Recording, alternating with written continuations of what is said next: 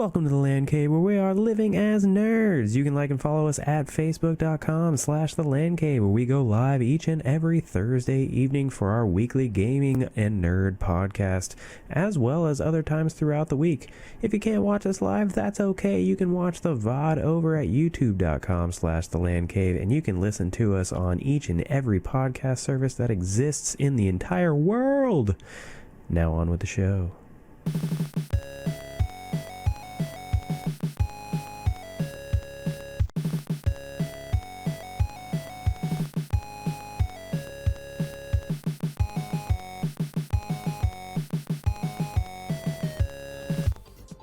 Welcome to the LandCave, where we're living as nerds. I'm Patrick, joined by Owen. Slayer. Yeah. Capture the flag. You know what Double that sound kill. means? That means Halo. If I could do like the Halo vocal choir thing, I would totally do that, but I can't pull that off. But we're here talking gaming news like we do every single week, nerd stuff. We rant about things. We're here on the Millennium Falcon, just chilling out. That's what we do. Got the dice over the mirror. I do have that in my car, by the way. I know you do. That's right. I have Marco Polo'd with you several times. I love those dice. The only thing I don't like is if I reach up at the dice, it's just a little awkward. If I need to move the mirror and I catch the dice, it's just a little awkward. But they're really awesome. Yeah, I got those in a special place. That's not a spoiler that they have those there. I'm sure that doesn't spoil you. No. That they have them in a Star Wars place. But yeah, we talk about, as you can see, we just rant about nerdy stuff. We like gaming. We game. We live as people and as gamers, and that's what we do. As nerds, even. That's right, man.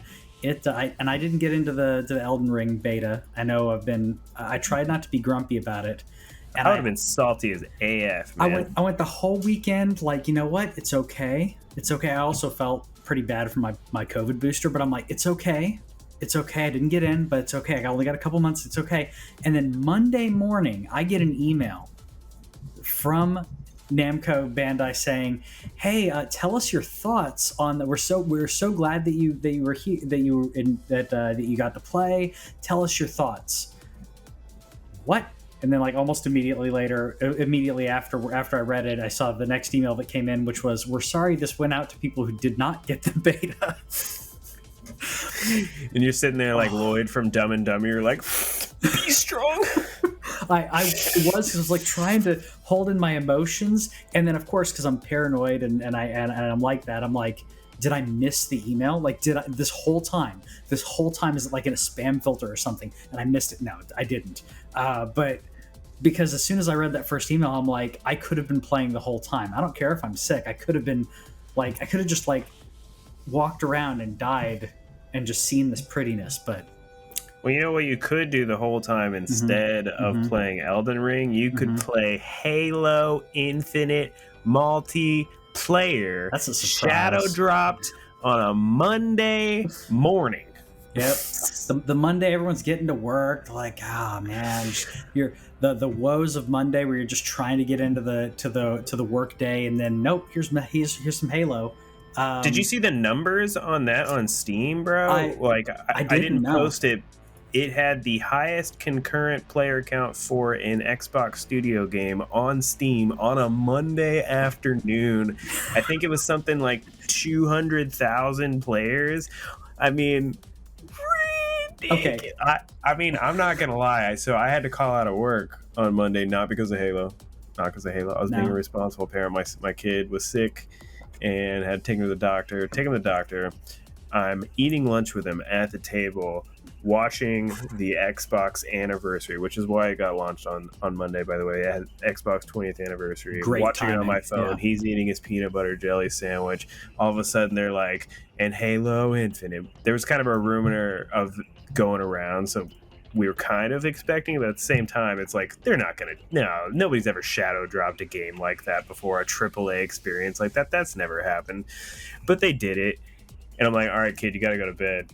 It's nap time. It's nap time, bro. I queued that download up. We went through our nap time routine. I only had time for like 2 matches because I had to do some other cleanup stuff and everything, but it felt good. I played several hours since. And it looks good. Everyone was joking about it, and you had a legitimate reason. You can even check the social medias. Like, I don't know if you posted. I'm just joking, but like you had a legitimate reason to call out. But I'm not going to say that work from home added to that at all. But maybe on a lunch break, I'm just saying legitimately. Someone may have booted it up. But yeah, those numbers are killer. People were joking about the Forza player numbers dropping dramatically. Of course, like a rock, which I played a little bit. You can go check out facebook.com/TheLanCave, the lovely little image that I posted there about what happens to Forza as soon as Halo multiplayer got put out. I played some Forza this weekend. Yeah, how is it? I downloaded it. It's gorgeous. It's still there. It's gorgeous. It is. Is it arcadey enough to? I mean, you're more of a car guy than I am. I think. Like, I know you like not in games, your cars and your motorcycles and stuff, but I can drive them in real life. I'm not like an amazing driver or anything, but I know what I'm doing. I like took a couple assertive driving classes, like where they're like they teach you how you're actually supposed to take turns and like going around a racetrack. I know enough. But playing Forza games and those kind of games, they're usually really difficult for me because I overcompensate. I'm okay. Like, I'd probably be fine if I like invested in a big like setup, but in Forza, usually I have a problem. The accessibility in this game, not saying like it's like color wise or whatever, but like you can make it crazy easy mode, and you can turn on like brake assist and all kinds of stuff. So I just Mario Kart style like mashed the gas just to see what would happen, and it slows your car down for you. If you're going too fast into a turn, it slows your car down for you. It doesn't stop it. It's like, oh, hey, you can be slowing down a little bit. Like I thought, oh, this is the tutorial. No, it does that. It continues to do it. You're not gonna be in first place if you just hold it down. But it's almost like it's like kind of coaching you, nudging you. So like maybe you do that for a little while. You feel comfortable, bump it up a little bit, do it a little bit more. Like I like just bump it up. Yeah, just bump it up. So I liked it. It's pretty. It's pretty, but it's so pretty while I'm driving, I can't enjoy the prettiness because it's going by so quick in 60 frames. It's an open world game though, right? So you don't have to do like races all the time. Like you could just drive around Mexico, right? You just drive around. There's like 3 or so. I guess there's a tutorial, there's a tutorial race, there's another. Like when you get through all of that, then you can kind of just drive around, and there's different areas where they're like, hey, something's going on here. You want to go do a thing, and you can do a thing. I would say, I don't know. Like I may spend some time doing that and see if I like that better. If I like it better than say like Grand Theft Auto 5. Where I've enjoyed, I really like playing Grand Theft Auto games and just doing that, just driving around. I don't know if I'll like it better. I sure as heck like it better than some people are liking that Grand Theft Auto trilogy, though, because quick segue into that. Not that we're trying to rush through the news, but it's a good week. It's a good week for news. This is a heavy news week. We're going to try not to be too rapid fire, but I'm glad that because originally what we were saying a week or two ago was I didn't want to, there was no way I was going to pay $60 for these 3 games, these 3 20-year-old games. I wanted to play San Andreas for sure. Mm-hmm. I still have not played Vice City, and I don't know when I'm going to at this point with this, but I did download San Andreas through Game Pass, but then Halo dropped, and so I have no idea when I'm actually going to play it. Yeah. It'll probably leave Game Pass before I get to it, but dude, this game got wrecked. So many reasons, and I'll say like Vice, like San Andreas and Vice for me are like, it's like this. It's like I like them both for different reasons. I love San Andreas for certain reasons. I love Vice I love the 80s atmosphere of Vice, and I love the characters and what you can do with your character, making them fat and muscular and stuff in San Andreas. But everything from first reports were okay. It's bad. There's all these bugs. And then I started seeing people going on there saying, oh, I didn't have problems. Then I tried cheats and then I had problems. I'm like, oh, maybe it's people that are griefing because they tried cheats and it like broke the game, right? Nope. Not just that. It's the game is breaking legitimately. The songs that were omitted on the soundtrack, this cracked me up. The songs that were omitted on the soundtrack, they're in the files. The PC version got pulled because it was so bad. They delisted it. I don't know if delisted that thing. Yeah. I don't think it's back yet. I don't think it's back. I haven't looked. Well, they said they're going to remove the songs from the source files, which is good from a PC standpoint because you can just find those on your those are WAV files. You can just find them on your computer. And of course, if you mod it, I'm sure a mod was going to come out like really quick that just plays those songs for you because in the code they just skipped the song for you instead of just playing it through. The frustrations and how it plays on next gen consoles, current gen consoles, I should say, PC, like that's inexcusable. I was this close to buying it, but I have these. I have already bought them for the PlayStation 4 port. And I was really close to buying it, but I couldn't justify it for the upgraded controls. I'm like, I will get it on sale because the upgraded controls and quality of life would be great, but I couldn't justify it. I'm like, I own them. But yeah, this is just trash. I mean, hopefully the Rockstar does the right thing. I mean, Rockstar generally does right by its customers, and at this point, they've made enough money from Grand Theft Auto 5 where if they don't fix this sorry port, that does lose you a lot of goodwill. Although by the time Grand Theft Auto 6 comes out in 10 years, people will have forgotten about it. But hopefully they fix it. I don't know what they've said about it really, other than that they said that they're trying to bring the PC one back. Again, I haven't checked to see if they brought it back yet because I wasn't going to buy it on PC anyway. But this is, it's a $10 bomb for me, maybe 15. That was as much as I wanted to spend on these old games anyway, like 20 max. I bought them each for like $5. They were on sale. Yeah, they were on sale. It was one of the Sony sales that they do regularly. When something gets to a price where I'm like, I call it the rental policy, in my opinion. Like if I'm buying it, what I reasonably would have rented a game for back in the day, $5 or $7. Okay, $10 if it's good. And you remember renting games, bro? Dude, yeah. I remember. What's the first game that comes to mind when I say we're going to go to Blockbuster and rent a game? Because I rented it so many times, it's GoldenEye. But I rented, but actually, sorry. Maybe it's because I rented it repeatedly. But the first 2 times I convinced my parents to rent the N64 because I had the PlayStation. And the Blockbuster got an N64, and they got the N64 for. They didn't have one when it launched, but they got it in the policy. Whatever they're like, yeah, we have 2 in the store. I literally would ride my bike to Blockbuster back in the day. I was 12. Yeah. Two games come to mind. Yeah. One, Superman 64. Because I just remember being so excited about it. I was like, it's Superman.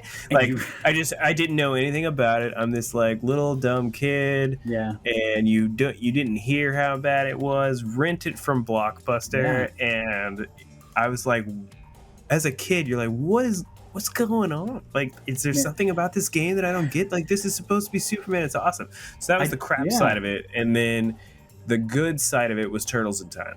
Oh yeah. Before I owned my own copy of Turtles in Time, eventually I got one from a garage sale or something, but Turtles in Time, baby, that was so good. So many hours spent beating Shredder over and over again. See, I'd ride my bike up there, so it was summer. Kids these days. Yeah, one of my childhood memories, because we're dad ourselves, because that's what we do here. We're adults who play video games. I rode my bike with my friend and rented a WCW PlayStation 1 game, and I can't remember what it is offhand. I'll probably look real quick. So I ride my bike up there and see there's this new WCW game, and we've been playing Raw's War. What is it? WWF Raw on WWF Attitude. We played that. Was this before SmackDown? It was. I think it was Mayhem. Yeah, because I played Nitro and I rented Mayhem, and it was such trash in less than an hour, I was back at the Blockbuster. And this is like, okay, so it's 1999. So this is 14-year-old Patrick rides his bike back up to Blockbuster and convinces the manager to exchange the game for another game, which is against their policy. But I'm like, no, I was just in here. This game is terrible. And the other employee's like, no, dude, I just checked him out. So 14-year-old Patrick talking the manager into like breaking the Blockbuster policy, but it was junk. So, and being able to do that and be like, no, I want something else. That's no. I Facebook messaged you this other one. So I never rented this game, but it sticks out vividly in my mind to this day. I would, because you go to Blockbuster every weekend, right? That was a thing. Like your parents get a video, you got to walk down the video game aisle, right? Every single time at the end of the row of SNES games, there's this old man with a banjo, and you're looking at the game Phalanx. And I remember it to this day because it was the most random video game cover in my entire life. I mean, old man with a banjo, and then it's a shooter. It's a space shooter called Phalanx. Space shooter. Okay, I'm gonna throw this in here. Like, I know we have a lot of things to talk about, but wow, I have never seen this in my life. I'm surprised I didn't run into this at some point. And it's actually a decent shooter, by the way. I think side-scrolling shooter. Similar to not Galaga, that's top down. What am I thinking? R-Type. It's similar to R-Type. Side scroller, fun to play, but just old man with a banjo. Would anyone have guessed that? The era of awesome video game covers. I kind of want to play a game where you play as an old man with a banjo, and like it's a SNES game, so like maybe his banjo like shoots lasers at. No, but it's a space shooter. It's totally you have a spaceship. Like the spaceship should have been like the thing, and then like the guy's like maybe looking at it like, what is that? Because I guess that's what they were going for. Like his world is rocked because he's just a normal guy out in the country playing his banjo, and the space. What does and it takes place in space? Like, all right, I gotta play this. Yeah, it's a solid game. It's not the best game in the world or anything, but it's a solid shooter if you like side scrolling shooters. Yeah. But I would love at some point. I'm actually gonna do this offline. I'll see if I can report back after Thanksgiving or something to talk about why the Phalanx cover is a man with a banjo. Yeah, if there's a story. When it comes to old men, sometimes you got to get rid of them, right? Sometimes you just got some stuff that goes down, and you're like, all right, old man, you got to go. You need to resign. You need to quit. You've made $140 million last year. I think you'll be okay. And finally, the board of directors over at Activision has said, not the board, the shareholders and two members of the board, not the whole board of directors, but two members of the board. Yeah. No, two members of the board and a lot of shareholders have said that the CEO of Activision Blizzard, Mr. Bobby Kotick, who has been there, I think, since like in the 90s, before I was right? born, maybe. I don't know. He's been there a long time. Yeah. They have said he's going to resign because it has come out that it's worse than we thought. It is. Not only is it worse. So, long story short, because there's like 25, 30-minute long videos of people explaining all the details on just what we learned today. CEO since 1991. Okay, I thought it was the mid 90s, but yeah, early 90s. So there's a lot of add on to everything that if you're a loyal listener to the podcast, thank you so much. Add on to everything that you know and that we've talked about when it comes to Blizzard Activision. He said he didn't, but he knew. There's also people who are saying, oh yeah, these emails that came out that were later apologized, like that was him being callous, and like he has his own allegations in and outside the workplace. Like this is the way the man behaves. So when people, and they've tried to excuse it, saying, oh, well, he's not going to know about everything. But if he knows about something, and this is how he behaves anyways, and the other piece, and again, little tiny bits here and there, our former Activision president who took a step down. I don't know if you heard about Jen. What's her? I had her name up here, but I missed it. Hold on. So we've been talking to her. I don't know why. I don't remember it like immediately. So when they fired their previous president and they hired their two co-presidents, what's her name? So the one that stepped down like last week, Jen O'Neill. So it turns out that that there's a bunch of like internal emails and stuff. Like she stepped down, and some of the reasons were learning more about the behavior, learning more about what was going on. She was also getting paid considerably less than her counterpart. So yeah, she said something about how she was offered the same amount as she was resigning. Yeah, in the wake of pay people, pay women equally, pay people equally, pay what they're worth, respect everyone. In the wake of that, they were like, oh, let's pull these two people up and pay them different. Now, I'm not going to defend them in this. I will say that sometimes from an HR perspective, you look at two people within like a department and you're like, well, this person has a lot more experience than this other person, so we can reasonably pay this person a little bit more because they're asking for it. I disagree in this case. It's a president role. It's a president role. You chose to have two presidents, and I think they chose her as a token. She even said that. Yeah. She said that she was tokenized. She did want to make it clear that the Blizzard president, who's still there, Ibarra, is a good person. Yeah. So she said like not Kotick, who's the CEO of Activision, but Ibarra, the guy who stepped in, is one of the good ones. And so we're not throwing everybody in the company under the bus and everything, but we're hopefully getting towards that period. I said at the beginning of this whole thing that not to be the naysayer in terms of, I obviously believe people, but in terms of change, I doubt anything's going to change. But people kept digging.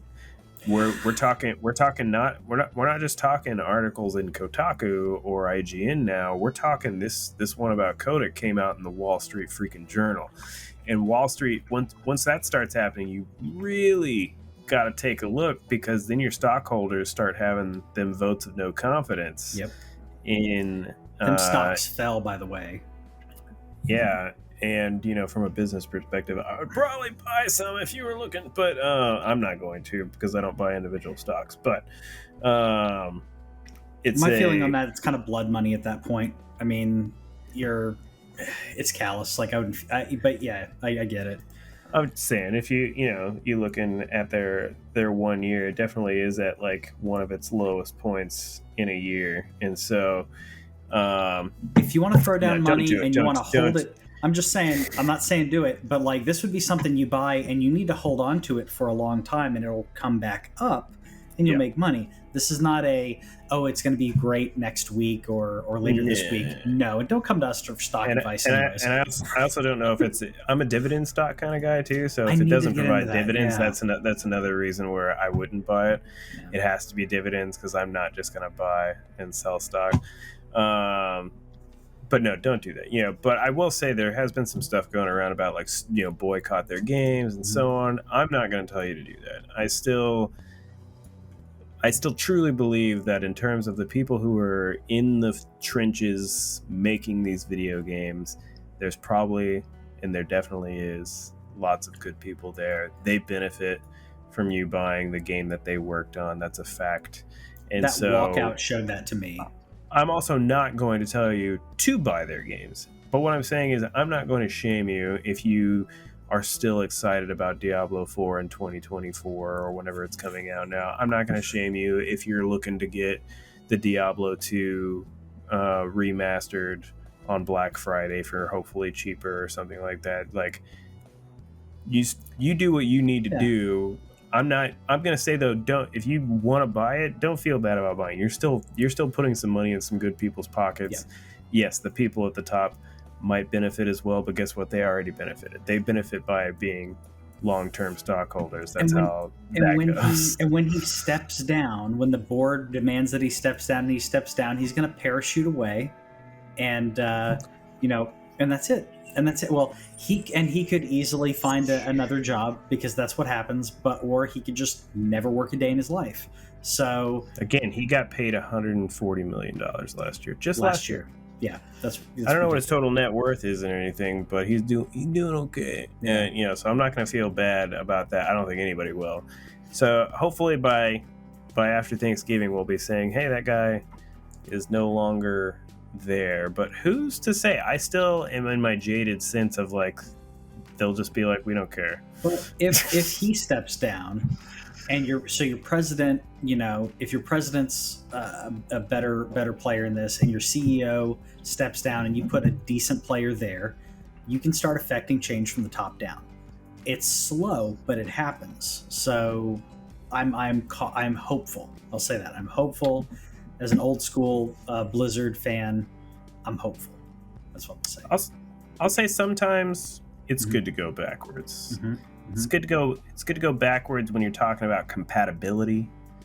When you're thinking about the compats and the backs and the back compats. So during that 20th anniversary thing, Xbox added 70 titles to backwards compatibility across 360 and Xbox. A lot of people I know and communicate with were very excited about some things. Apparently there's a pretty old From Software game that got added during backwards compat that people were like, this game is surprisingly great.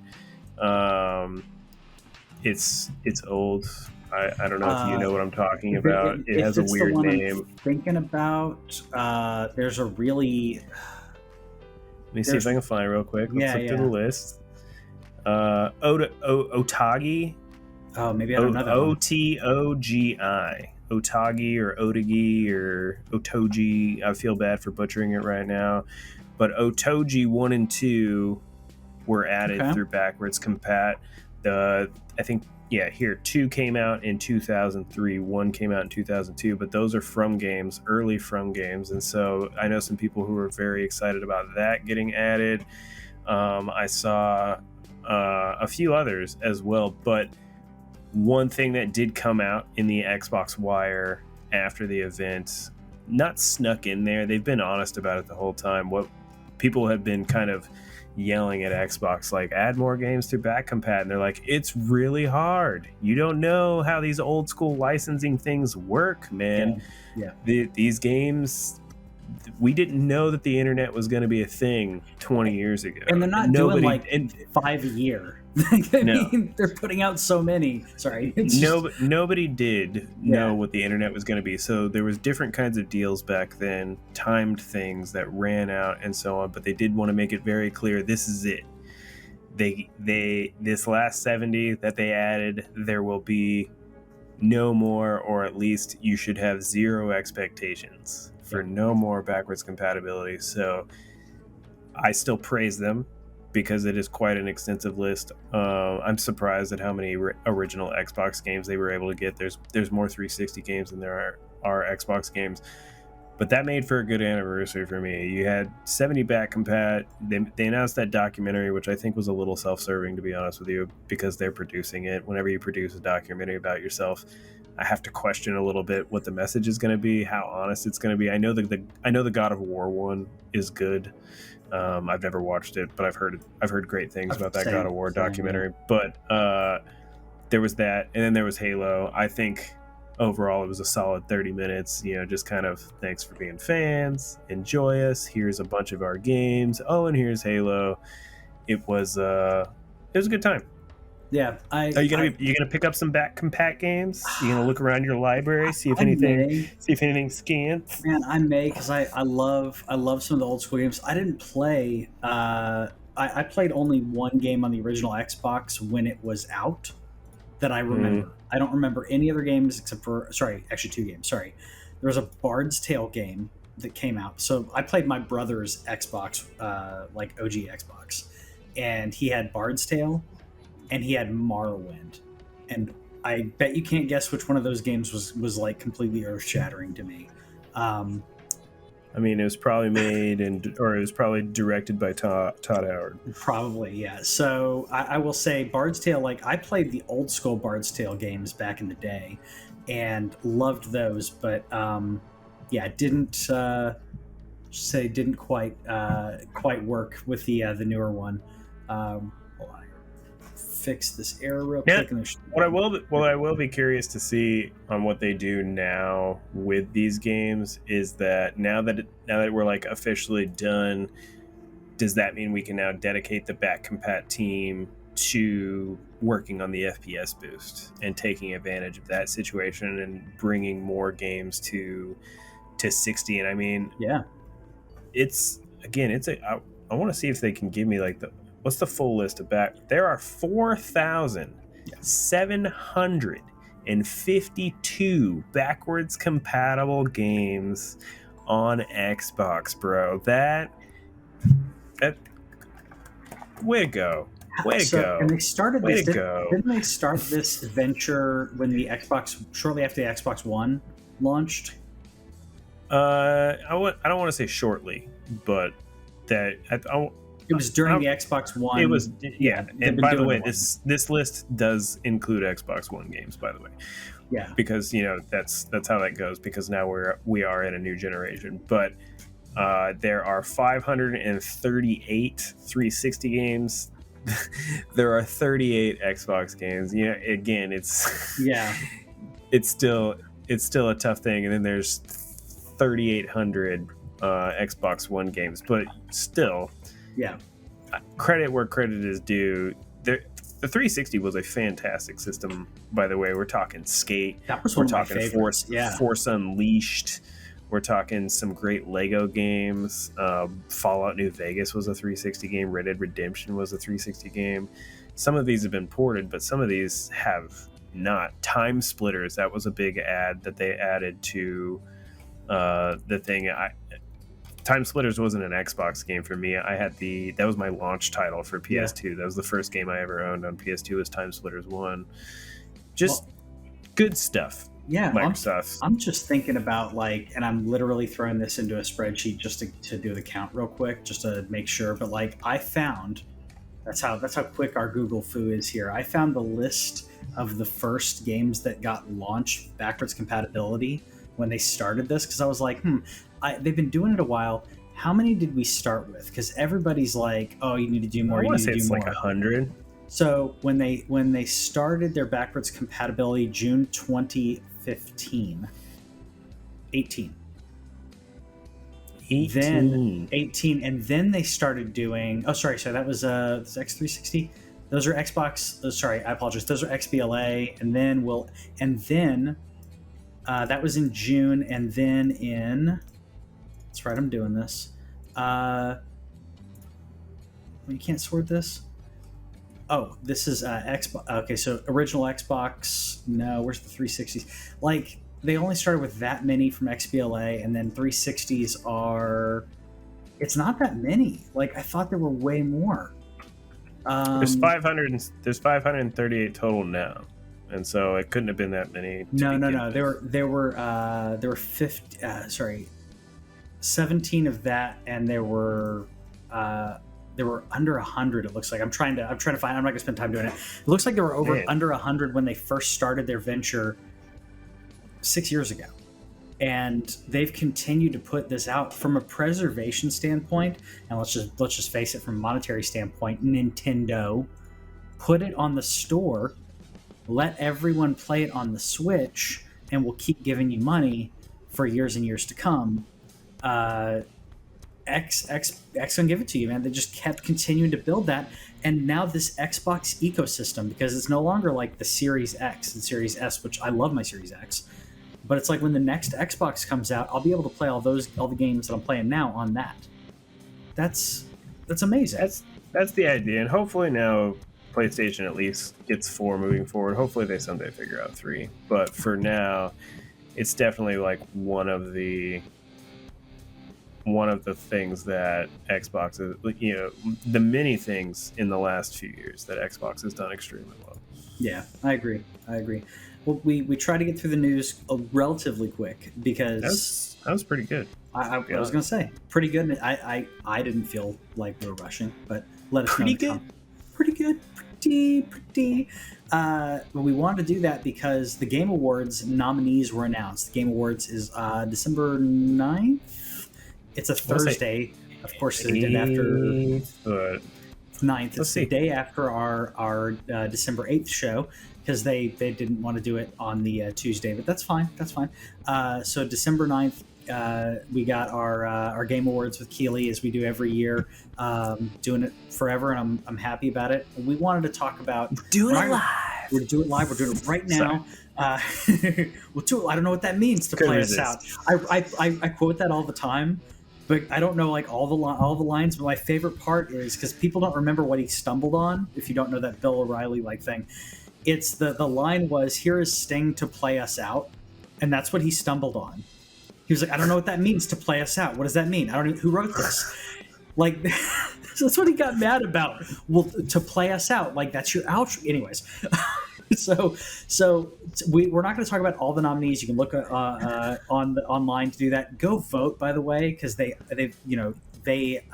have an open voting in this. There is, of course, the press get their own vote and everything there, but. I think it's cool. We're not going to say it's the most important thing that you can vote for in a given year, but it might be the second most important. It might be the second most important. This year. No, it's still second, maybe third. But it's something you care about, and if you're passionate about it, you should vote. You should vote with it. And so the first one, and I kind of had to do this, as we were prepping today. So not as much pomp and circumstance, but the best game direction. And again, we're not going to go through all the lists, but for best game direction, who do you think is going to take best game direction for 2021? So out of the nominees, as far as who I picked to win, I'm going to say Psychonauts 2 from Mr. Tim Schafer. I think that I've never played this game still, but just all of that I heard during when that game came out is how it was so many people's favorite game of the year, just like how everything fell together in that game. That's what I'm going to have to say wins at the end of the day. I hope it does. For some reason, sorry, the video is not queuing up. You'd have seen Psychonauts, or maybe you see the second. I was thinking about picking this. Schafer should get it. I mean, really. I mean, I could say that about a lot of things because I love old school Tim Schafer games and everything. But I old school Tim Schafer. I haven't seen enough. I mean, I haven't seen enough of it and enough people talking about it for me to weigh in and say that's why I think it should win for this. I could see him getting it though for that reason. I'm leaning on, from a direction standpoint, I'm leaning on It Takes Two winning this. As Owens recently dove into that, the pacing, the structure, the way that everything just kind of is put together in there from a narrative standpoint, from a gameplay standpoint, I think it's extremely well done. From a co-op perspective, I think also like the idea of like the cooperation between the two partners playing the game and the plot is really cool. We're having some delay in video, so I apologize. Usually this is snappier, and but the two player in here, the environments and everything, I just thought was great, and I feel like the direction of bringing that together organically. And this was a game that I like kept wanting to continue. And the wife and I play games, but usually it's like, okay, we played this for a little while, and let's watch a movie or relax. This was one that hooked her, that we played, and this means something to people like us. We played till like 11:30 one night, like almost midnight the next night, because it hooked us. It was interesting. It kept us going. The gameplay differences. So that's why I'm thinking that one. But we'll see. Psychonauts could win this. Yeah. Next up, we got best narrative, and we'll just kind of like ping pong here. We picked the same one here. Spoilers, I actually can see. We can see our picks here. But for this one, we both picked Marvel's Guardians of the Galaxy. I've put in a couple hours on the game, and I've really enjoyed it. I don't see there it is. I put in a couple hours on the game. I've really enjoyed it. Life is Strange. We'll throw that honorable mention in there because I feel like the narrative in there I've heard some really great things about. But yeah, Marvel's Guardians of the Galaxy, just dark horse this year. Did not expect it, and wow. Yeah, the reason why I think this is going to win is because so many. I have it on the shelf over there. I got my Steelbook. Still haven't opened it yet, just because I've been busy with other games. But so many games, like this game got an 8. Everybody was expecting like a 6. I was thinking like 7 at best. And the reason why everybody says that, every single person that I've talked to is like, the gameplay is fine, but the story is awesome. And whenever you have a game that can literally like raise everybody's bar, whenever you have a story rather that can raise everybody's bar by 1 or 2 points, because everybody that I talked to thought this game just original, like the trailers, just they're like, and then it's just there because they said the story is so good. That's where I feel like it's got. I feel like it's got the momentum. It's got a recency bias. I'm not saying that it shouldn't win, by the way, because I haven't played it though. I just think it's going to, just based on the reactions that I've been seeing. I've seen a couple people say like it's their favorite game of the year because of how good the story is. I totally get it. The characters also, they did at least. This is a pet peeve of Whitney's, is like she hates when you have like Marvel's Avengers. Like she hated how they're like, oh, that's almost Chris Evans. Like they're like, let's do it slightly different, or like the voice, that's someone doing an impression. And here you have voice actors who are kind of doing their own thing with the characters, because that's what the whole idea was, is we're not doing MCU Guardians, we're doing Guardians, it's our way. They were given that freedom, and man, it shines when you give that creative freedom. And they got their 4-day work weeks now, right? Yes, that was the reason that I purchased the game personally, before I even heard about how great it was. Like I was hearing good things, but like they went to the 4-day 32-hour work week and were able to put a game of quality out. But before that, I want to support that mantra. So I was like, here, I'm buying the most expensive version of your game that I can, brand new. Give me my Steelbook also. That helped. Yeah, I've liked the gameplay. I don't think it's been bad. It's not. I've just heard it's fun. It's fun. It's fine. Is what I've heard. Yeah. So yeah. Next up on our art direction, we both picked this one too. A little Ratchet and Clank here. Dude, gorgeous, man. I just think that they had the benefit of being touted as this new gen game. I think the game probably could have run on PS4, but very badly. And I'm glad that they didn't put it on PS4, so we didn't see a bad version of this game. It was beautiful, absolutely beautiful. One of the prettiest games I've ever played, and so it's hard not to appreciate that, what they were able to do on the PS5, the way that they were able to transform worlds, the ray tracing, and how just good it looks all the time. That doesn't mean it functioned as well all the time. There was definitely points where I fell through the game and so on, but that didn't make me be like, oh, this game's ugly. I was falling through a pretty world. Yeah. Oh yeah. No, and there are people who've like, there's actually a couple game developers who are like, yeah, it could run on PS4. You could do this, you could do that. It's not going to run as well. It's not going to be quite as pretty, but I will admit that this game looks so pretty that when one of Whitney's friends was over, and her husband is a PC gamer, and she games on her Switch and also a laptop, but she always talks about PC's great because it is great, but it's also her husband's bias to it. So she came over and was talking to Whitney, and I boot up the PlayStation while they're talking, and I put this on. Didn't say anything. I just put it on and started playing Rift Apart. And I noticed her turning every now and then, and she's like, this game is so pretty. That's exactly why I put it. I didn't say anything, but that's the only reason that I started playing that game, because I was like, this is going to catch her eye. It's so Look, honey, pretty. it makes sense that I bought a PS5 in launch. Oh, Whitney loves it, but like I just thought I it was know. fun. I just thought it was funny because like someone who's like, oh, PCs are so great. I'm like, yeah, they are. Don't get me wrong, but when you do that with someone, and her husband thinks the same thing. Like, but it's a gorgeous game. Totally should get art direction.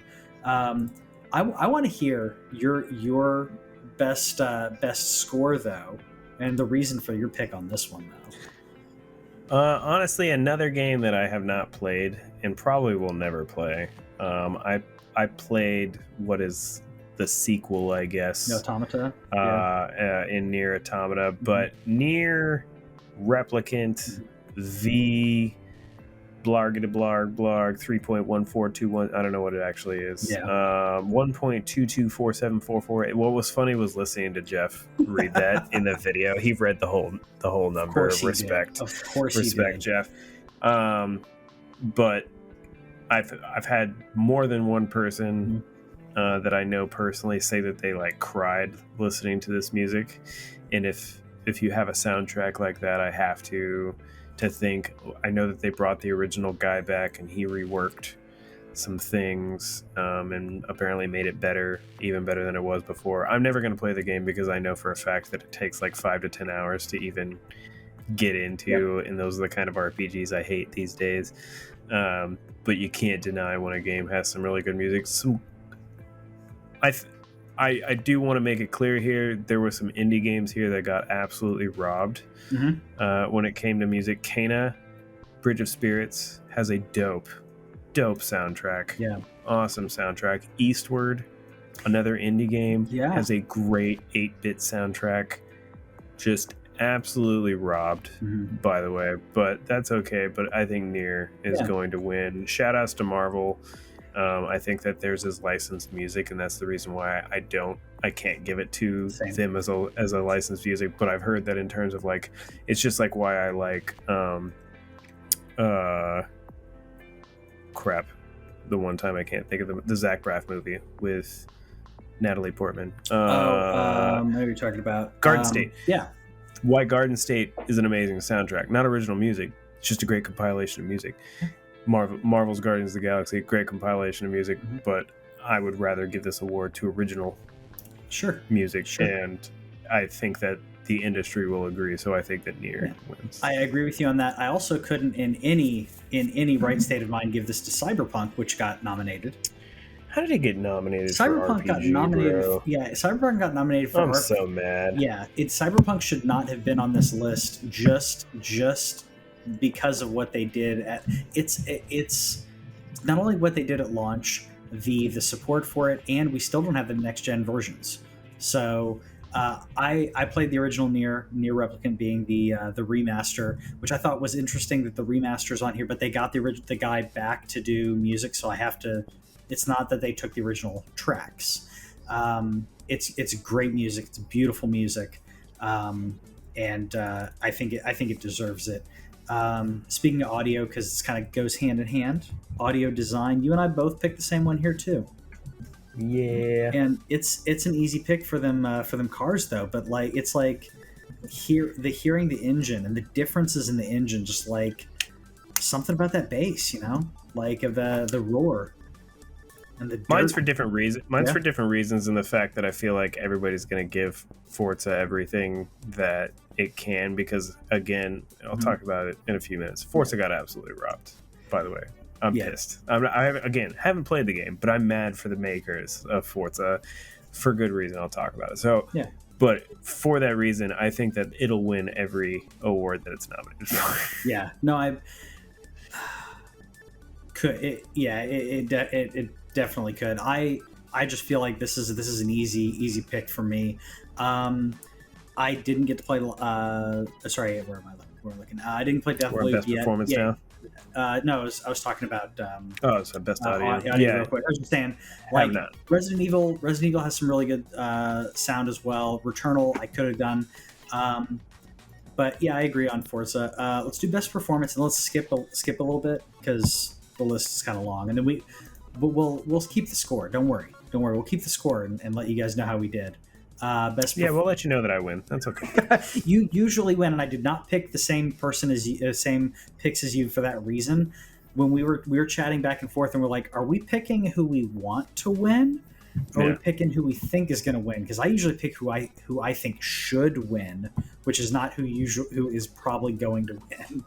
So no, I put in my own votes at the website and stuff, this is not about this is about picks. And anybody who knows me, I like sports. You do picks. You don't unless it's the Colts playing, my Indianapolis Colts. You don't pick with your heart. You pick up here. Yep. Colts rule. We've got so best performance. Every single thing that I've seen from this man ever, Giancarlo, gotta get for Far Cry 6.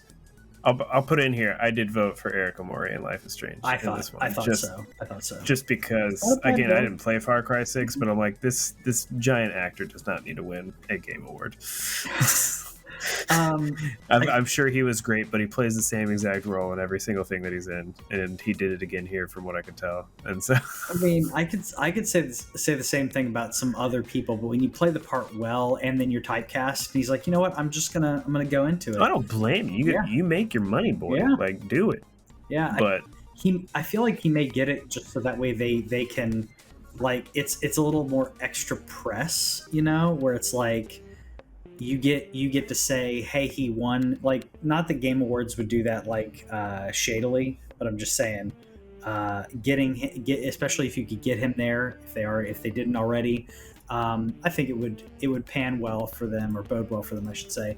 I've heard great things about Life is Strange, but didn't get to play it. Maggie Robertson is who I actually voted for here, though, for Resident Evil, playing Lady D, who the fans, Lady D, man, just she's eating it up with the fans. She has been a struggling actress, and she knocked it out of the park with this. So, good luck to her now. Getting more work.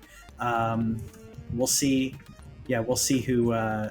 We'll see if she does, and if she continues in Resident Evil. You want to jump down to what do you think, Indy? Yeah. Jump down to Indy. I picked 12 minutes, which I was anticipating. I think it was one that kept me playing. Some people complained about it being short. It is short, but you have to keep playing the same scenario over and over and over again. Some people didn't like that. I really enjoyed it. The voice cast, of course, is phenomenal. The environment's simple, but it kept me interested. I did have to look up a few times, like, to figure out, like, what am I missing? Like, is there a dialogue tree? Because it's a timer of, it says 12 minutes. It's at the start, I think you get like 5.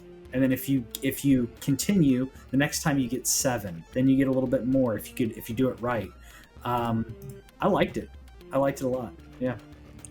Yeah, I admittedly have only played one of the games that got nominated in Cana, but in terms of what I think is going to win, because I know that a lot of people were wanting this game to get nominated for GOTY, I picked Death's Door, which I will be playing.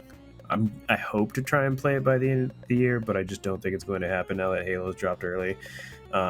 It was originally on Xbox exclusively. That window is ending next week. It's going to be on Switch and PlayStation on the 23rd. That's not Death's Door. Yeah, it is Death's Door. Yeah.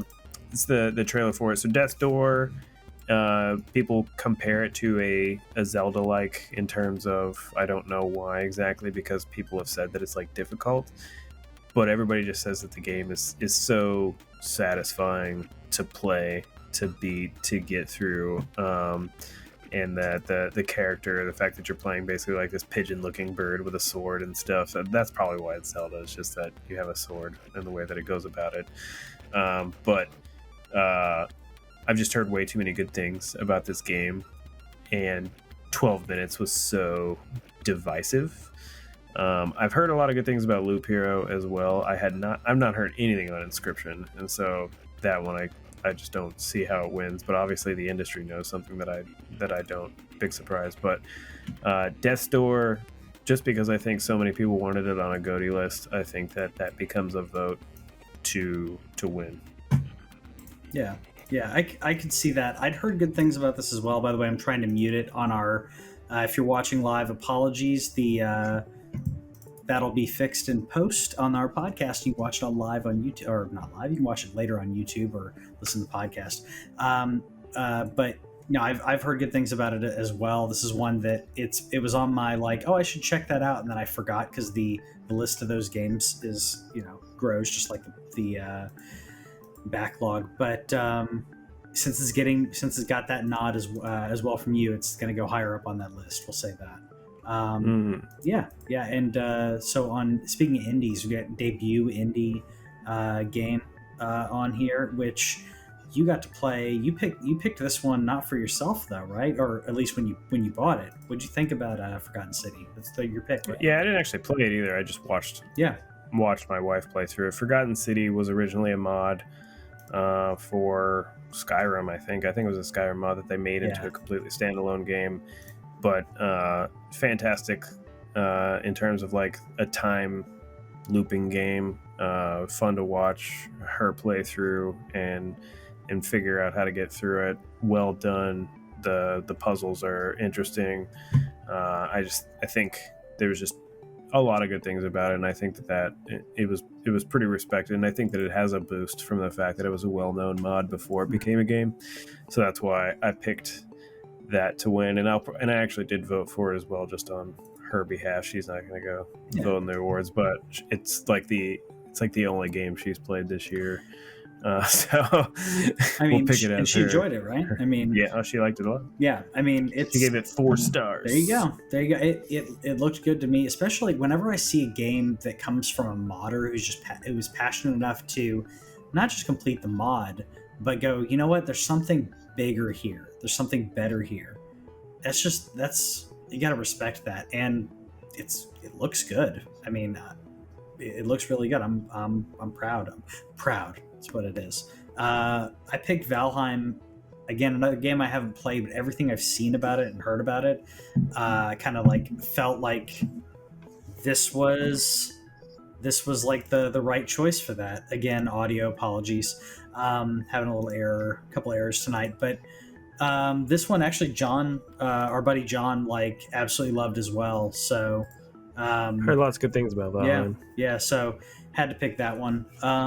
You want to skip over to action? Yeah, I think do these 3 and then the game of the year probably. Yeah. Just for guessing's sake, and the fact that we're running longer than we normally do. A little bit. I had to give action adventure to Psychonauts. Action. Why is there a best action and adventure and best action game, by the way? I think that's dumb. So I gave it to Deathloop. Yeah. I think that it was rated high enough. I think that as much as I've heard good things about Chivalry 2, Chivalry 2 is kind of like my dark horse pick on that. I've heard a lot of good things on the back end, but I don't know any personal people that have played it. Yeah. And so it's one of those things you see on Twitter and whatnot. But I gave it to Deathloop. I haven't played any of the 5 games that were nominated for this category. So. Wow. Okay. It's funny because I've played one of them, and that was I got to play a little bit of Returnal, and I was correct. This is a game that would hook me. I borrowed it from someone, played a little bit, and I was like, yeah. This is a game that would absorb me because I would need to beat it. I would need to finish the thing. So it's going to be in my collection at some point, and I'm going to play it further. It's one that I don't know if I got it right now, I would probably be able to beat it before Elden Ring, but I don't want to chance it. And once Elden Ring comes out, that's it. Unless something else comes out before that. We'll talk about that at the very end, our anticipated one, real quick, again, just to keep this moving. Action adventure, again, redundant, but I went ahead with my Resident Evil on that. I thought it was a great adventure. It was a great narrative, and I felt like it was an adventure as the character. It had some action, so I thought that was fitting. And yeah. So I think there's a chance I could be wrong in this one, but I think that it goes to Psychonauts 2 here because Psychonauts 2 did get nominated for Game of the Year, and I don't think that it's going to win Game of the Year, and I think that people will give it to Psychonauts here. Okay. Because again, just so many people say what I think is the other off pick to get it is Metroid Dread, which is absolutely freaking deserving of that. If you have, I cannot say enough good things about Metroid Dread. It's hard, it's frustrating at times, but it's rewarding, it's tight, it's beautiful. There's so many good things and that's actually my vote. I voted for that, for that particular game, and I think that there's a chance that it could win, but I think this is where it's like, well, we're not going to give you Game of the Year Psychonauts 2, we're going to give it to what I think I picked, because as usual, I think I'm right, but so we're going to give you here Best Action Game. Which could be, it's funny, when you talk about Metroid Dread, it sounds like me talking about a Soulsborne game. But I think it's not quite as difficult. It's one of the best games that I don't know if I'm ever going to beat. I still haven't gotten back to a point where I've beat the final boss, but I'm right outside his window and just like, hey, what's up, man? I hope you beat it just so you can be like, I did that, and then it goes up on the shelf and it's like, I loved it, and it's that memory, and it's good. It's already up on the shelf. It's already up. That's true. But I meant like, it's like, kind of retire it up there. So up in RPG, and then we may skip quite a bit more again for the interest of time. I picked Shimagami Tensei because this is one that, again, a game that I didn't get to play. It's a series that I've been. It just came out this week. Yeah. So I can be justified in saying that then. I guess I've had some of the people I follow, like I knew got it early. This is a series that has been very passionate, as you actually educated me on Persona coming from that. And this is one that I thought, maybe I'll check this out. It's on Switch too, and I can, just enjoy the story that way and enjoy it at my pace, because that's what I love about Switch. And I kind of want it to get that notoriety. Monster Hunter, maybe, but yeah, Cyberpunk should not have been on here. This is trash. Awful. Yeah. Awful. I think Monster Hunter Rise is a nice choice. Yeah, I picked Tales of Arise. I think it's more accessible than Shimagami Tensei. I know that the Atlas crowd is very passionate. We even discovered that when a reviewer compared Shimagami Tensei to Persona, rightfully so, and got a lot of heat for it from the SMT fans and stuff. So I know that they're very passionate, and there's a chance there. But Tales of Arise, I think they focused on making an accessible action JRPG. I asked for it for Christmas from the wife, so we'll see if I get it. I'm purposely not buying it during any sales right now, just to see if it does happen. Hopefully play it next year sometime, but heard a lot of good things. Heard it's a great entry point to a very long running series, and the fact that series took a few years off and came back with a really good entry. Yeah, I think it has it work in his favor. Honestly, minus Cyberpunk, which is absolutely trash that it's on here. Don't care. Like, I don't care if everybody who played it on PC had a good time. You can't reward this type of behavior.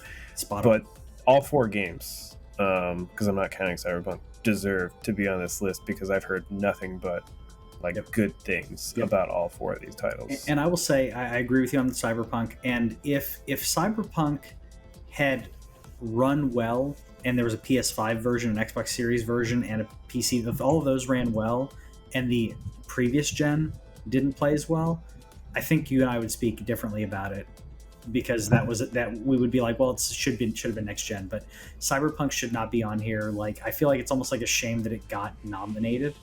I feel like, I just feel like that there's no excuse for that. Shame. Ring the bell. So again, we're going late tonight. You want to just go to Game of the Year and Most Anticipated? Yeah, let's do that, and then we'll do a post show where we'll talk about afterwards who won and scorecards and everything. Game of the Year. Game of the year, man. This one was recent for you too, but yeah, it's deserved. You like that? It Takes Two. This is what I think is going to win. Yeah.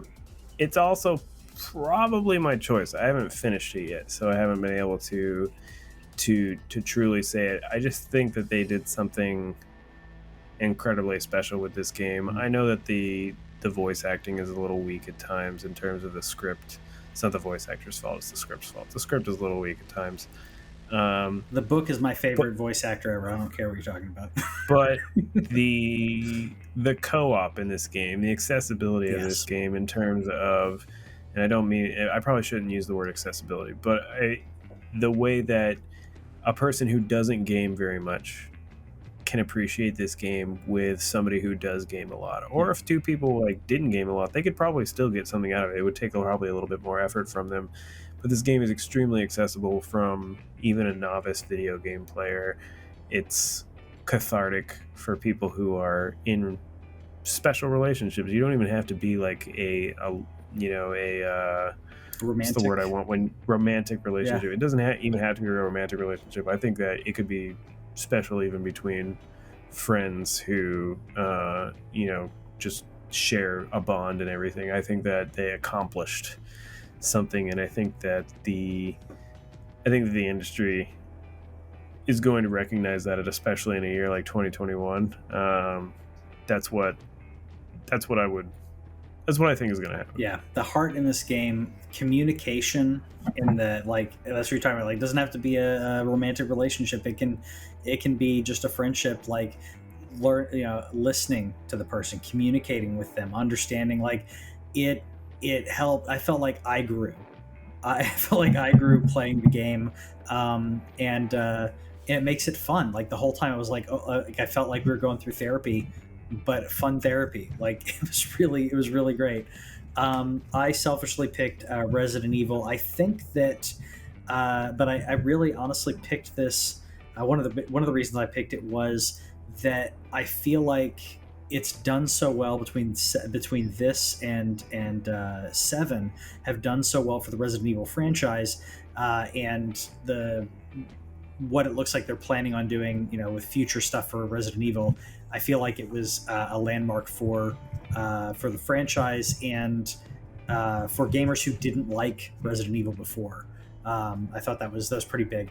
I know I'm a little biased there, but I feel like that's it. Metroid could take this. There's a chance, but I went selfishly with some Resident Evil. So sure. What can you do? Most anticipated game of 2020. Sorry, it's just the most anticipated game though. It didn't say 2022. Yeah, just said most. He never puts a date on it. Yeah, I guess I didn't notice that before, but the assumption is that all of these come out, and Nintendo has said that Zelda supposedly comes out next year. Horizon is confirmed for next year. God of War is the one that does not have a date. Every other one of these has a window of 2022, so it's theoretically next year, but it's not the first time that games have shown up where it doesn't have to be, because I'm pretty sure Breath of the Wild was on the list last year also. I'm pretty sure it was, but I'll have to double check that. But yeah, Breath of the Wild 2, the sequel to Breath of the Wild, I guess is what Nintendo called it. Yeah, this was a heart pick for me. I think that it doesn't win. I'll tell you what I think does win in a second, but this absolutely should be the winner. It's going to be the greatest game of all time when it comes out, hopefully. I will say, as I was looking, and I really I love their system when you're voting, by the way, of like you click and it's like, oh, okay, your vote was placed, and you can change it and all that. I felt like I liked that interaction as opposed to like just a box being checked. I immediately checked Elden Ring. It was the first one on there. I'm like, yeah, Elden Ring's my top. And then I scrolled down, Ragnarok Horizon, and then sequel to Breath of the Wild. This is the only game I can think of that would make me put down Elden Ring once it comes out. This is the only thing I could think of that would make me put it down. And I'm playing this until I'm done with this. Then I'll go back to Elden Ring. I'll put down everything. I'll put down my kid. Starfield. I am, and I think this is one. It has to be a heart pick. It's most anticipated game. In my opinion, it's a heart pick. Everyone's heart, is a little different. Starfield. I am hopeful, but I don't know how to feel about it. What do you think is going to win though? Because you don't. God of War. You got to War. Absolutely. It's God of War. There's no way it's not. Like, if God of War isn't, I don't know. I'm leaving my vote in here as Breath of the Wild because that's what I believe. What want to believe. Yeah. Well, and Elden Ring has passionate fans. Zelda with has how much passionate people. fans. The only reason I can't say Elden Ring is literally like the Game Awards are next month and Elden Ring comes out a month later. Like 2 months. While it comes out, they moved it to February. Yeah. But while I got it a year ago. I think Elden Ring won a year ago. In terms of I could be wrong again, but I feel like it won a year ago, and it made sense. But like when that game's coming out, like 2 months, like I don't know. I don't know if it loses that word anticipation for me versus just I'm straight hyped. Like let's go. Like let's do it versus like I don't know when God of War is coming out. I don't know when Zelda's going to come out. I'm anticipating it, I don't know. And I think God of War. I think God of War is the actual winner, but Zelda is my pick. I can't, and we haven't even gotten in. I mean, we had a good trailer for God of War, but we haven't even dove like deeper into God of War. We know hardly anything about Legend of Zelda, but I feel you on Legend of Zelda. That's my pick as well. The heart wants what the heart wants, and I want me some Zelda. What? So because this podcast is about to end, and so there's an episode of Friends where Chandler's trying to get the director friend that he knows. He's trying to get an audition for Joey, and like the director misunderstands him and is like, I just don't feel that way about you, and then I just wish there was something that I could do to make you feel better. He's like, oh, well, I have this actor friend who needs an audition, and she's like, that would really make you feel better about rejecting you. He's like, the heart wants what it wants. I'll see you later, and just like gets up and leaves. I remember that. Yeah. And so I was thinking about that for the end of the podcast. The heart wants what it wants. See you later. Bye. Yeah. So, anyways, let us know what your heart wants. I hope you enjoyed the show this week. We'll be out next week for Thanksgiving. Enjoy your family if you're getting some family and friends over. Enjoy your game birds. Enjoy all of that. Enjoy your game. If you're not around family, I hope that you're happy that you're not around your family. You're getting to spend some alone time, or maybe it's just some time with some people you really enjoy. Do you this Thanksgiving. Give thanks to those around you, and see you guys next time. Bye.